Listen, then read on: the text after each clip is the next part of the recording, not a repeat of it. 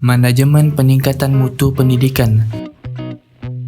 Sebelum melanjut ke pembahasan lebih dalam, perlu kita ketahui, dalam bidang pendidikan, manajemen peningkatan mutu dapat didefinisikan sebagai sekumpulan prinsip dan teknik yang menekankan pada peningkatan mutu dengan bertumpu pada lembaga pendidikan untuk secara terus-menerus dan berkesinambungan meningkatkan kapasitas dan kemampuan lembaganya untuk memenuhi tuntutan kebutuhan peserta didik dan masyarakat agar mampu bersaing di tengah-tengah kemajuan globalisasi serta mampu bertahan dengan memproduk peserta didik yang berkualitas.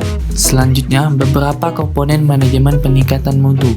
Manajemen peningkatan mutu mempersyaratkan integrasi dari berbagai faktor yang perlu diintegrasikan. Faktor itu adalah klien, pelanggan, kepemimpinan, tim, proses, dan struktur.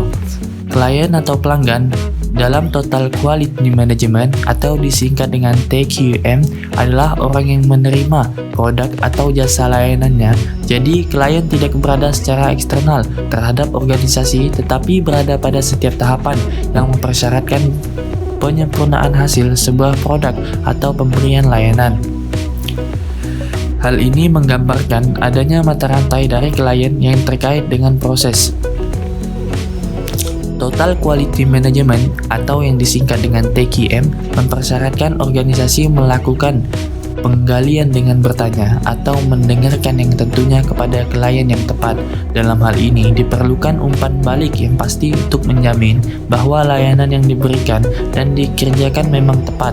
Hal-hal yang terdapat di dalam Total Quality Management terhadap pelanggan atau klien adalah nilai-nilai organisasi.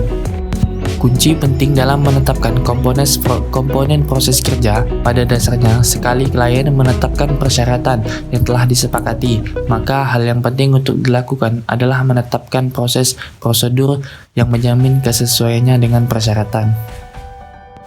Yang selanjutnya, strategi dan teknik manajemen peningkatan mutu. Ada 8 strategi dan teknik manajemen peningkatan mutu. Yang pertama, orientasi pada pelanggan. Maksud dari orientasi pada pelanggan ini ialah organisasi atau lembaga pendidikan tergantung pada pelanggannya. Oleh karena itu, harus memahami berbagai kebutuhan pelanggan pada saat ini dan di masa yang akan datang. Kenali tuntutan pelanggan dan berusaha untuk memenuhinya atau bahkan melebihi apa yang diharapkan pelanggan. Kedua, kepemimpinan.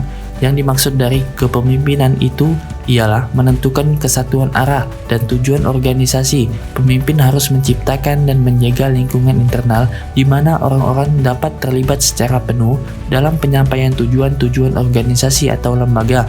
Yang ketiga, keterlibatan orang-orang atau sumber daya manusia. Maksudnya adalah orang-orang pada semua tingkatan merupakan esensi lembaga dan keterlibatan secara penuh memungkinkan digunakannya kemampuan mereka untuk keuntungan lembaga. Yang keempat, menggunakan pendekatan proses. Maksudnya bahwa hasil yang diinginkan dicapai secara lebih efisien manakala sumber daya dan aktivitas-aktivitas yang berhubungan dikelola sebagai satu proses. Yang kelima, menggunakan pendekatan sistem pada manajemen. Maksudnya ialah mengidentifikasikan pemahaman dan pengelolaan sistem dari proses-proses yang terkait untuk memberikan perbaikan-perbaikan terhadap efektivitas dan efisiensi pada lembaga secara objektif. Yang keenam, perbaikan yang berkelanjutan ialah perbaikan secara berkelanjutan menjadi tujuan permanen lembaga agar menjadi lembaga yang sesuai dengan visi misinya. Ketujuh, pendekatan faktual dalam pembuatan keputusan. Maksudnya ialah bahwa keputusan yang efektif didasarkan pada analisis data dan informasi. Dan yang terakhir, kedelapan, memiliki hubungan yang saling menguntungkan. Maksudnya di sini ialah mempunyai kerjasama yang saling menguntungkan akan meningkatkan kemampuan kedua belah pihak untuk menciptakan nilai keberhasilan. Sekian dan terima kasih.